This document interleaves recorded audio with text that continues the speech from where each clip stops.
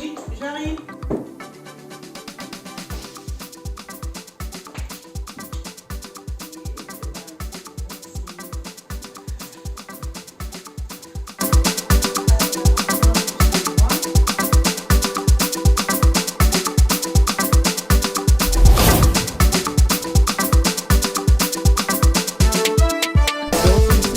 Bien. Ici en Belgique, si quelqu'un veut déguster les plats de chez Agassani, on te contacte et après il y a une grille tarifaire, on choisit notre plat et après Voilà. La livraison, ça se passe comment? Il faudrait que le client vienne chercher ou bien il y a un service de livraison? Je n'ai pas encore décidé de comment ça se fera. Comme j'ai dit, c'est vraiment une idée que j'ai eue là avec une amie avec qui on va justement le développer, de dire faisons des choses de chez nous à des prix abordables et qui montrent à quel point nos cuisines sont riches petit à petit. D'accord. Voilà. D'accord. Et Agassani, ça fait déjà combien d'années que tu travailles sur ce Donc projet? depuis 2016, 4 ans. 4 ans déjà. Ouais.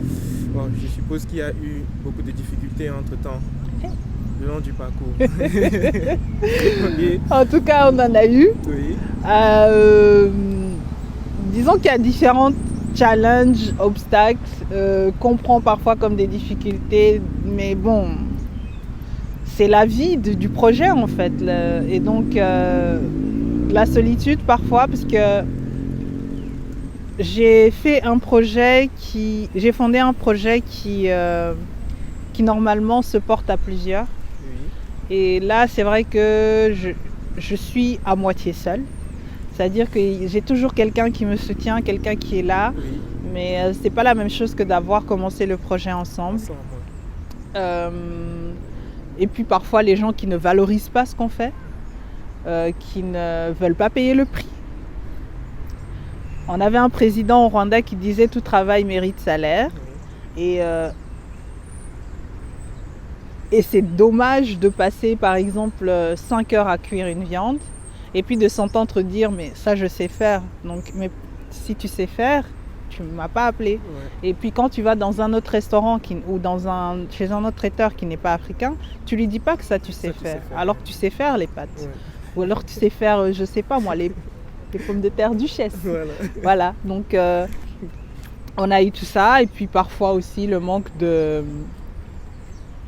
d'ingrédients parce que tout ne se connaît pas, parce que les gens qui vendent ça ne les conservent pas bien ou ne les présentent pas bien aussi. Donc, voilà. Et si on revient sur les ingrédients, où est-ce que tu t'approvisionnes?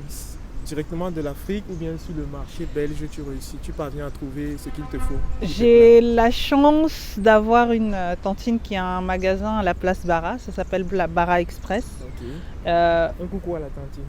Coucou tantine, qui a un magasin super, qui répond aux critères que moi j'ai, c'est-à-dire que c'est pas parce que c'est un magasin africain que ça doit être sale, j'ai horreur de ça. Et ce magasin est propre, les prix sont affichés et les ingrédients sont frais, ils sont corrects, ils sont bons. Et donc c'est généralement chez elle que je m'approvisionne. Pour tout ce qui est épices, soit je fais venir du pays, j'ai quelques contacts, et puis ou alors je prends des épices qui sont en fait de manière générale qu'on trouve à la fois en Occident et en Afrique. D'accord. Oui. D'accord. Et chez Agassani, c'est la culture africaine dans sa globalité ou bien c'est spécifiquement le Rwanda? Est-ce qu'un Camerounais peut arriver là-bas et espérer trouver un plat de chez lui ou bien un Congolais? Oui, bien sûr. Je fais j'ai conçu une pizza à la loco, donc une pizza au banane plantain. J'ai conçu une quiche ondolaire. Je fais des gâteaux avec des farines de chez nous, des pains avec des farines de chez nous qui, eux, heureusement, sont avec gluten, donc sont parfois plus faciles à mettre sur pied. Oui. Je fais du dégué que je remixe un peu comme je veux. Franchement, je m'amuse. Je vais jusqu'en Haïti, au Jamaïque. Tant qu'on a des ancêtres ou des descendants africains, je ne me pose pas de questions. On est africain et puis c'est tout. D'accord, super. Et s'il faille donner une sorte de menu de chez Agassani, on va dire quoi? Je ne m'y connais pas en restauration, je veux juste imaginer. On va dire peut-être on a des entrées, on a des desserts, on a des plats, je ne sais pas. Chez Agassani, qu'est-ce qu'on retrouve? Chez Agassani, on retrouve tout le menu. C'est-à-dire que je fais mes propres boissons. Je fais mes propres gâteaux, je fais mes propres pains, je fais mes propres repas et je fais mes propres mélanges de granola par exemple. Donc franchement, j'essaye de faire le plus possible de sorte que je puisse toucher à tout parce qu'on ne peut pas faire de la cuisine et ne toucher qu'à la pâtisserie. Mais alors là, on est pâtissier. C'est vrai que mon diplôme, c'est boulangère pâtissière, mais ma vision quand j'ai fait ça, c'était pouvoir mettre à jour les traditions culinaires africaines. Donc, je me promène dans tout le menu, je me fais plaisir. Et puis, quand ça rate, ça rate. C'est malheureux pour le gaspillage, mais tout résultat nécessite une expérience.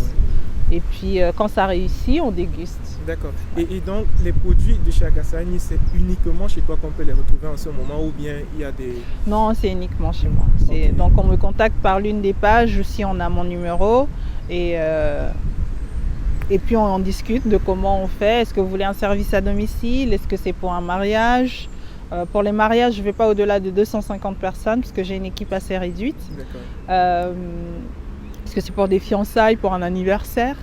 Est-ce que c'est juste parce que vous avez envie de manger un plat de chez moi parce que vous y avez déjà goûté? Ça aussi, je fais. C'est vrai que dernièrement, je le fais pas énormément parce que Corona, parce que XY, mais je le fais de manière générale. D'accord. Et la Covid-19, est-ce que la Covid-19 a eu un impact sur tes activités ou dans ton activité? Oui, parce que je voulais lancer justement un événement régulier, qui allait être régulier et qui allait unir à la fois le côté scientifique et le côté dégustatif culinaire. Et malheureusement, on ne peut pas le faire. Et donc, pour l'instant, ça a été remis à plus tard. C'est pour ça que le projet à emporter, lui, avance, parce que finalement, on est dans le contexte pour pouvoir le faire. Et donc, d'accord. Voilà. Clarissa, nous sommes en Belgique.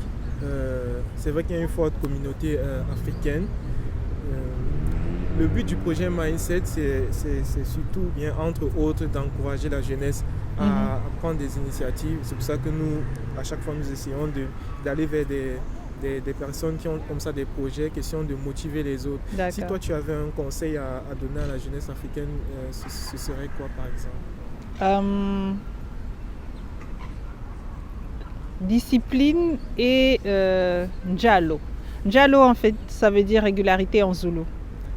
Et donc, discipline et régularité. Pourquoi? Parce que une fois qu'on a la vision, une fois qu'on sait ce qu'on aime faire, la seule chose qui nous retient et qui nous empêche de pouvoir avancer, c'est la peur, mais c'est aussi le manque de discipline et de régularité.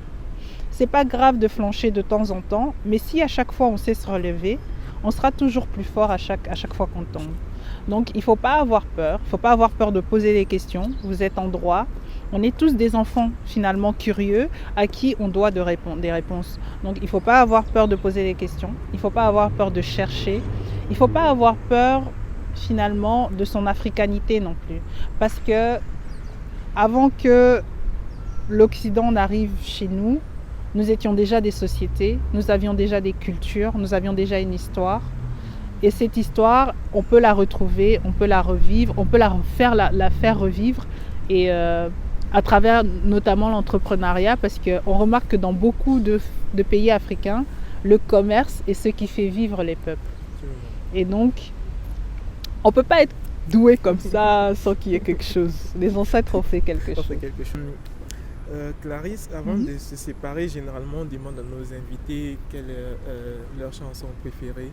Est-ce que toi tu as une chanson préférée que tu écoutes en ce moment, qui te rappelle de beaux souvenirs, qui te permet d'avancer? Voilà. J'ai beaucoup de chansons préférées. Et en ce moment, il n'y a pas longtemps, mon compagnon me faisait écouter des chansons, une chanson qui s'appelle Le Beau Négro. Et ça m'a refait penser à une chanson que j'aime beaucoup de Jean-Pierre Akédengue. C'est un chanteur gabonais qui s'appelle Considérable. Et en fait, c'est l'histoire de l'Afrique et de ses batailles. Et l'une des phrases qui me marque souvent dans cette chanson, c'est un peuple qui se dit valable finalement, ou un peuple qui se dit considérable ne peut pas vivre sans vivre dans la liberté. Et donc voilà, Jean-Pierre Akédengue, Considérable. D'accord. Ouais. Et il y a moyen de mimer cette chanson? Oh C'est possible ça? Non, on a... Juste quelques... Alors, il faut que je me rappelle...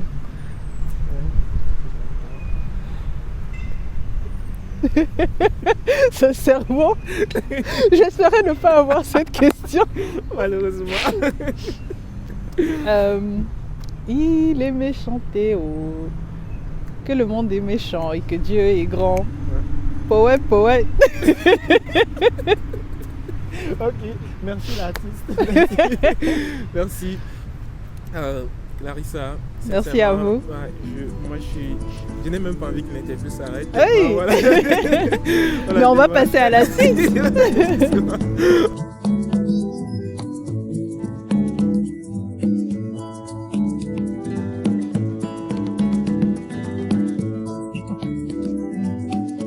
Il est méchant Théo, que le monde est méchant et que Dieu est grand.